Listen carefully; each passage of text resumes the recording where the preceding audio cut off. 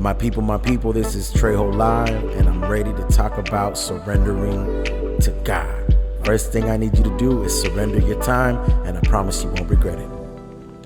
Hey, what's up, everybody? I hope that you are listening to this and getting ready to surrender to God. The first thing I want to say is let go and let God. I don't know if you're hearing this in the morning, in the afternoon, or at night, but any time is a good time to just let go and let God. I want to give you 5 ways to surrender complete control to God today. And let's go ahead and start with number 1. Stop striving and start abiding. The other day I ran across a Christian Instagram account, and I don't want to judge or disrespect in any way, but it said, I'm striving to be a godly person. See, no disrespect or judgment here, but didn't Jesus come so that we could stop striving? Psalm 46:8 says, cease striving and know that I am God. I will be exalted among the nations. I will be exalted in the earth. That's powerful. The first step in learning to let go of control and to stop striving is to stop striving. We don't have to strive to make our life turn out a certain way. We just have to abide in Him. John 15. Number 2, confess and surrender your need for control. If you're like me, then you kind of crave control sometimes. The remedy for change is prayer.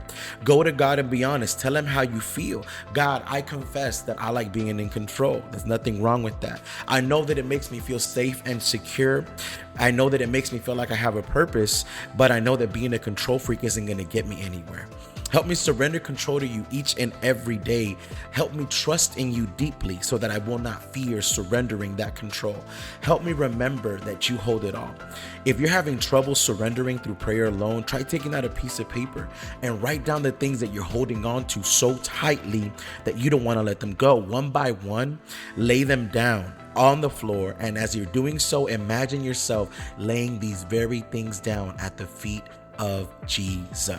Number 3, be still and know. In Exodus 14, we see the best Egyptian fighters trying to capture the Israelites. This is the scene before the parting of the Red Sea, so keep that in mind. Instead of trying to control every little detail of their escape plan, in verses 13 through 14, Moses tells the people, do not be afraid.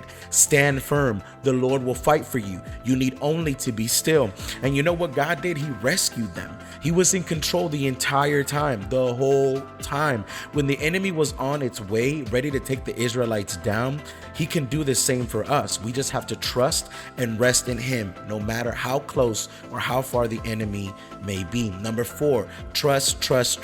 Trusting in God is a lifelong process. Like many aspects to the Christian faith, it's a choice that we make every day. We have to learn to let go of trying to figure out the whys of life and learn that God and trust that God understands more than we ever could. See, here's what helped me trust God.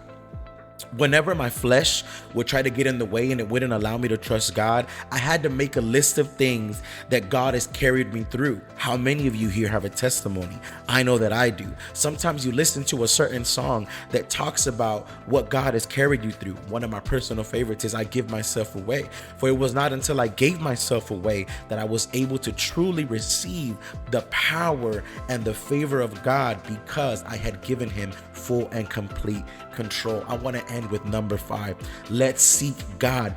God holds the world in His hands, but we'll never fully grasp the power and the extent of those hands if we're not tuned in and focused to Him.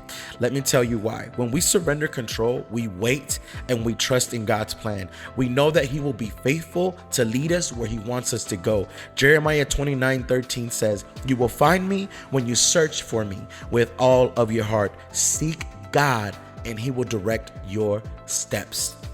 Seek God and He will direct your steps. Let's run through it again. Stop striving, start abiding. Confess and surrender your need for control. Be still and know. Trust, and seek God.